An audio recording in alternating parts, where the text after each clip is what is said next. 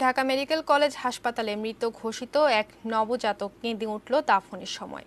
এ ঘটনায় চিকিৎসকদের গাফিলতি ছিল না দাবি করে তদন্ত কমিটি গঠন করেছে হাসপাতাল কর্তৃপক্ষ।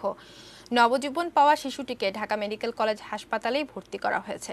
বিস্তারিত জানাচ্ছেন মাহফুজা মুসলেহি। কাজ চলতে আছে, খবরের কাজটা চলতে আছে। উনি বলল যে ভাই আমাদের বাচ্চা দিয়ে যেতে আসে। আমি বলি কি কন বেটা, এক খিচ্ছে একটা দৌড় দিল কেটে, দৌড় দিই মানে ডাইরেক্ট চলে গেছে। দাফন দেওয়ার ঠিক আগ মুহূর্তের ঘটনায় বলছিলেন গোরখোদক জামাল হোসেন। রায়ের বাজার কবরস্থানের ৬ নম্বর ব্লকে তিনি কবরটি খুঁড়ছিলেন ওই নবজাতকের জন্য। পরে দাফনের সময় শ্বাস প্রশ্বাস টের পেলে শিশুটির বাবা বাস চালক ইয়াসিন ফের ঢাকা মেডিকেলে ছুটে যান। ভর্তি করা হয় নবজাতকদের নিবিড় পরিচর্যা কেন্দ্র NICU-তে। কবর দেওয়ার আগে ওনার কোলে ছিল, তখন উনি টের পাইছে। টের পাওয়ার পরে উনি আর কি ওখান থেকে আবার রিটার্ন ফেরত আসছে মেডিকেলে।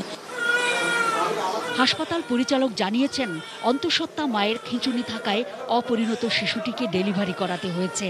এক্ষেত্রে ডাক্তারদের কোনো গাফিলতি ছিল না দাবি করে বলেন, পুরোটাই মিরাকল।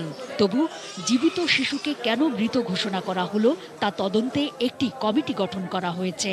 বেবিটা আপনার রেসপন্স করে না, মিরাকেলি অনেক কিছুই ঘটা সম্ভব। এখানে ডক্টরসের বা নার্সদের অ্যাটেন্ডেন্স এবং তাদের প্রচেষ্টার কোনো ঘাটতি আমরা এখন লক্ষ্য করছি না। সব কিছুই আমরা পেরে যাব এবং আমরা কেন পারলাম না এটি যদি আমরা ভাবতেই থাকি এবং সবাইকে যদি কাঠগড়ায় এনে দাঁড় করিয়ে দিই, সেটি কতটুকু যৌক্তিক হবে সেটিও আমাদের দেখতে হবে।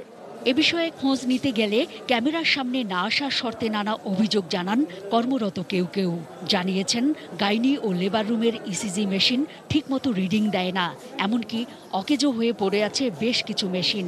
তবে দায়িত্বরত চিকিৎসকরা জানান, নবজাতকটির অবস্থা শঙ্কামুক্ত নয়। অনেক আগে জন্মগ্রহণ করছে, ওজন কম, এই সব মিলায় অবস্থা অতটা বাচ্চাটার ভালো না। কিন্তু এরপরে যে আসলে কি, এটা এখনই বলা যাবে না যে কি হবে, এটার জন্য আমাদেরকে অপেক্ষা করতে হবে। তবু এই মুহূর্তে নবজাতকটিকে সুস্থ করার দিকে সব দিক থেকে বেশি মনোযোগ দেওয়া হচ্ছে বলেও জানান এই চিকিৎসক। Mahfuza Muslehi, ATN news, Dhaka.